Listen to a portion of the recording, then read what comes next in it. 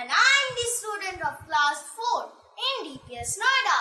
Today I am going to recite a self-composed poem titled My Superhero Dad. I love my handsome superhero dad. He is so intelligent, smart and kind. He loves me even when I am bad, giving me all the care and boost to my mind.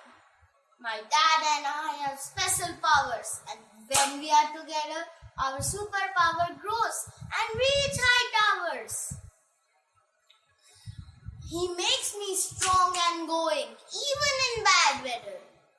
I have the gift of flight to soar and leap and bound. My dad comes to my rescue during a flight so that I can fall safely on the ground. I am growing stronger day by day. My dad's arm helps me reach things I cannot touch. His love and guidance carry me through the way, and I look up to him so much. And even when I'm all grown up, I know that I will always be glad that I have my own superhero to pull me up. My best friend, my loving dad. Thank you.